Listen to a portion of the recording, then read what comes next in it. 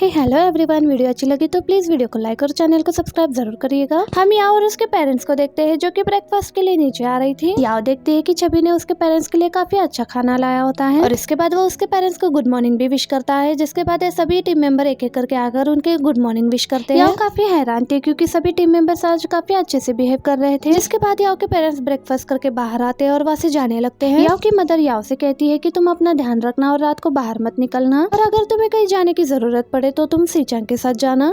इसी बीच वो सीचंग के परिवार के बारे में भी पूछती है तो याओ माम को बताती है कि उनका खुद का फैमिली बिजनेस है। दरअसल याओ की मदर को सीचंग काफी पसंद आ चुका था और वो याओ को ये भी कह देती है कि सीचंग तुम्हारे लिए काफी बेस्ट है, इसलिए तुम्हें इस चीज का फायदा उठाना चाहिए। फिर ये लोग यहाँ से चले जाते हैं। इधर सीचंग भी ये सब कुछ देख रहा था और वो बहुत स्माइल करता है और वो याओ को मीटिंग अटेंड करने के लिए कह देता है। अब सभी मीटिंग अटेंड कर रहे होते हैं तभी कैट याओ को भेजे हुए गिफ्ट से लेकर वहाँ पर आ जाता है। उसे बताता है कि तुम्हारे चाहने वालों ने तुम्हें ये भेजा है। अब कैट को एक नोट मिलता है, वो उसे जोर जोर से पढ़ने लगता है। तभी उसे पता चलता है कि ये सारे गिफ्ट तो उससे यांग ने भेजे हैं। तभी वो उन सबसे कहने लगती है कि उसका भेजा हुआ सामान आज से कोई भी पिक नहीं करेगा।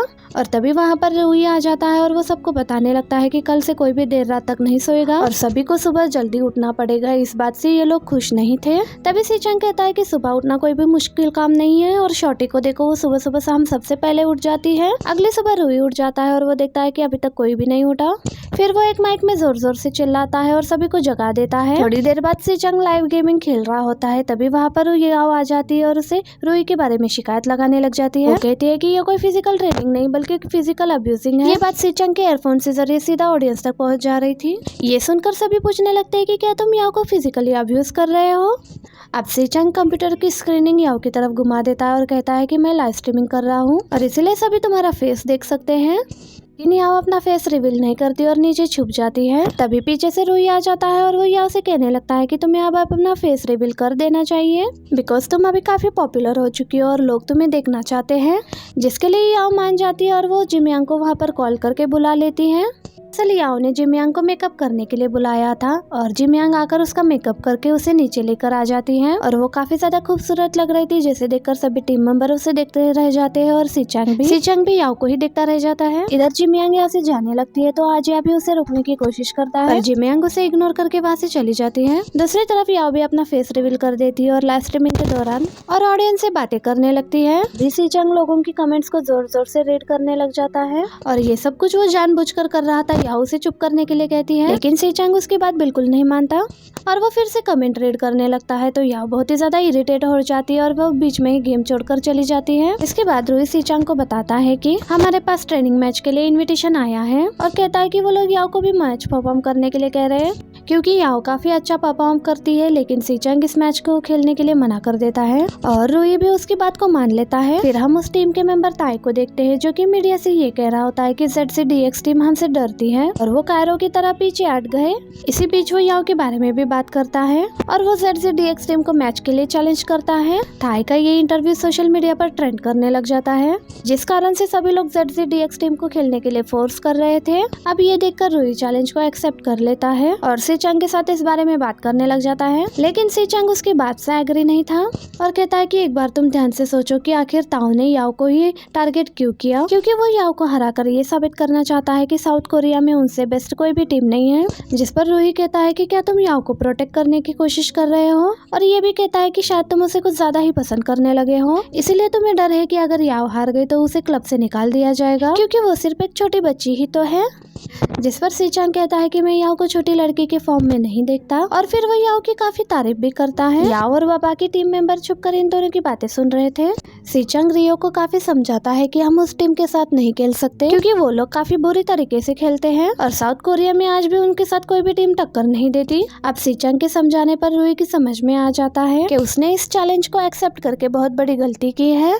इसी बीच सीचंग की नजर याओ की शूज पर जाती है क्योंकि ये लोग छुपकर इनकी बातें सुन रहे थे। अब सीचंग याओ के पास आने लगता है और उससे पूछता है कि तुमने मेरी कितनी बातें सुनी हैं।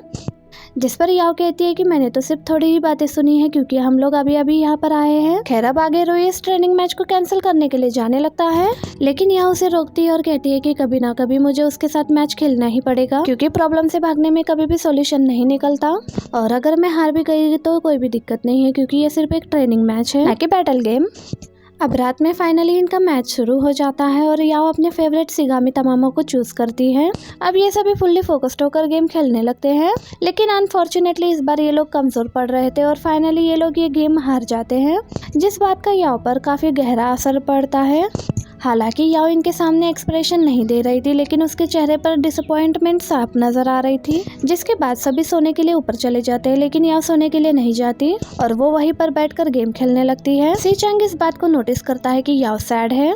अब सी चंग को हम उसके रूम में देखते हैं, जो कि सुबह के 5 बजे तक जागा हुआ था और इसी बीच वो देखता है कि याओ अभी तक ऑनलाइन है। अब वो उठकर उसके पास आता है और उसे सोने के लिए कहता है, लेकिन याओ उसकी बात नहीं मानती और गेम खेलती रहती है। तो सी चंग उसकी आंखों पर हाथ रख देता है और ये देखकर याओ रोने लगती है और कहती है कि मैं बिल्कुल भी ठीक नहीं हूँ और अब मैं चाइनीज सर्वर में नंबर 1 तमामो प्लेयर भी नहीं हूँ। अब ये सुनकर सी चंग उसे थोड़ा दिलासा देता है और उसे थोड़ा आराम करने के लिए कहता है। अगले दिन ZZDX टीम की हार सोशल मीडिया पर ट्रेंड कर रही होती है। सभी लोग ZZDX टीम के बारे में बुरे कमेंट कर रहे थे। सबसे ज्यादा लोग याओ को ही टारगेट कर रहे थे, क्योंकि याओ इनकी टीम की मिड सोलो प्लेयर थी।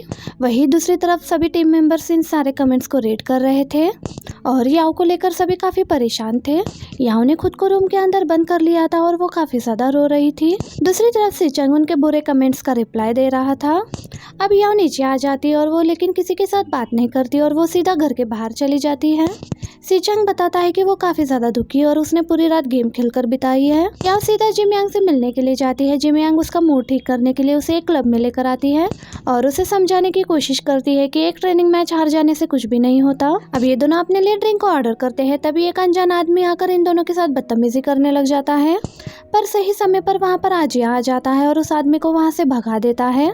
अब वो इन दोनों के साथ यहाँ पर बैठ जाता है और वो जिम यांग के साथ बात करने की कोशिश करता है। वो उसे कहती है कि अभी मैं अपने फ्रेंड के साथ बात कर रही हूँ, इसीलिए तुम थोड़ा वेट करो और हमसे थोड़ा दूर जाकर बैठ जाओ। जिम यांग याओ को दोबारा से समझाने की कोशिश करती है। इधर आजिया यांग को मैसेज करके उसे यहाँ पर आने के लिए कहता है, जिसकी कुछ ही देर बाद यांग भी यहाँ पर आ जाता है और उसे यहाँ पर देखकर जिम यांग समझ जाती है कि उसे आजिया ने ही यहाँ पर बुलाया है, इसलिए जिम यांग उस पर काफी ज्यादा गुस्सा करने लगती है। लेकिन आजिया जिम यांग को दूसरी सीट पर लेकर जाता है और उसे कहता है कि तुमने एक साथ रहने दो और तुम मेरे साथ रहो। फिर यांग याओ को ड्रिंक करने से रोकता है और उसे कहता है कि अब तुम मेरे साथ घर चलो। याओ उसके साथ बात नहीं करती और उल्टा उससे पूछती है कि तुम कौन हो। दूसरी तरफ सी चंग और रूई याओ का वापस आने का वेट कर रहे थे।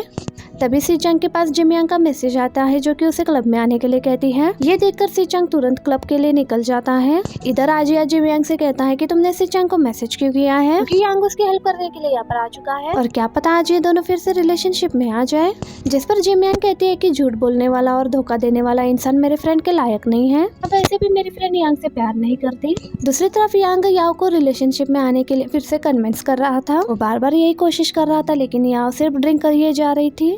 याओ यांग की बातों पर बिल्कुल भी ध्यान नहीं देती और तभी यहाँ पर सी चंग पहुंच जाता है और वो जिम यांग से पूछने लगता है कि याओ की ये हालत किसने की। जिम यांग कहती है कि मैं ही उसे यहाँ पर लेकर आई थी ताकि वो अच्छा महसूस करे, लेकिन मुझे पता नहीं था कि वो इतना ज्यादा ड्रिंक कर लेगी। खैर अब सी चंग याओ को यहाँ से ले जाने लगता है, लेकिन यांग याओ का हाथ पकड़ लेता है और सी चंग से कहता है कि तुम याओ को इस तरह से यहाँ से नहीं ले जा सकते, क्योंकि वो मेरे साथ जाएगी, क्योंकि मैं उसका एक्स बॉयफ्रेंड हूँ। इस पर सी चंग कहता है कि मैं उसके टीम का कैप्टन हूँ, इसीलिए मैं उसे यहाँ पर लेने के लिए आया हूँ और तुम उसके एक्स बॉयफ्रेंड हो, ना कि प्रेजेंट बॉयफ्रेंड। फिर वो याओ का हाथ छुड़ाकर उसे यहाँ से ले जाने लगता है। ये देखकर यांग को बहुत ज्यादा गुस्सा आ जाता है, लेकिन जिम यांग उसे रोकती है और कहती है कि तुम दोनों का ब्रेकअप हो चुका है और अब तुम्हें याओ के बारे में नहीं सोचना चाहिए। दूसरी तरफ सी चंग याओ को पीठ पर बिठाकर लेकर जा रहा होता है, क्योंकि वो काफी ज्यादा ड्रंक हो चुकी थी। सी चंग याओ से कहता है कि तुम्हें पता है ना, हारना और जीतना एक आम बात है। जिस पर याओ कहती है कि हाँ, ये बात मुझे अच्छे से पता है और सी चंग उसे समझाता है कि तुम्हारे हार जाने से और लोगों के इंसल्ट करने से भी तुम्हें एक प्रोफेशनल ई स्पोर्ट बनने से कोई भी नहीं रोक सकता। जिस पर याओ कहती है कि हाँ, मुझे पता है और मैं हार जाने से अपसेट नहीं हूँ, बल्कि मैं इसलिए अपसेट हूँ क्योंकि मैं खुद को टीम के ऊपर बोझ मानती हूँ। मैं आसानी से एक प्रोफेशनल प्लेयर बन सकती हूँ, लेकिन अब मैं एक बेस्ट तमामो प्लेयर नहीं हूँ और अब मेरा तमामो से फिट टूट चुका है, इसलिए अब तुम ही मुझे बताओ कि मैं क्या करूँ। सी चंग उसे कहता है कि अगर तुमने जीतने का सोच ही लिया है तो तुम्हें न्यू फिट बिल्ड करना होगा। अगर तुम ऐसा नहीं कर सकती तो इसका मतलब यही होगा कि तुम यूमिंग की सिलेक्शन पर उंगली उठा रही हो, क्योंकि उसने हजारों लोगों में से सिर्फ तुम्हें ही चूज किया है। ये सुनकर याओ कहती है कि ये सब कुछ करना इतना आसान भी नहीं है, तो सीचांग कहता है कि तुम्हें कोशिश करनी होगी और फिर सीचांग याओ को एक झूले पर बिठा देता है और उसे कहता है कि तुम यहीं पर रुको, मैं तुम्हारे लिए कुछ लेकर आता हूँ ताकि तुम थोड़ा होश में आ जाओ। सीचांग के जाने के बाद याओ खुद से कहने लगती है कि मैं ड्रंक नहीं हूँ। फिर वो यहाँ से उठकर अंदर जाने लगती है। अंदर आकर याओ देखने लगती है कि सीचांग की सीट पर कोई बैठा हुआ है और वो उसे सीचांग की समझ लेती है, लेकिन जैसे ही वो पर्सन सीट को घुमाता है तो याओ उसे देखकर डर जाती है और वो भूत भूत चिल्लाते हुए वहाँ से भाग जाती है। दरअसल इस पर्सन का नाम लियो है जो कि सीचांग का छोटा भाई है। डर के मारे वो भाग रही होती है और डरते डरते वो सीचांग के ऊपर चढ़ जाती है। तो सीचांग उसे पूछने लगता है कि क्या हुआ, तो याओ उसे बताती है कि मैंने घर के अंदर अभी एक भूत देखा।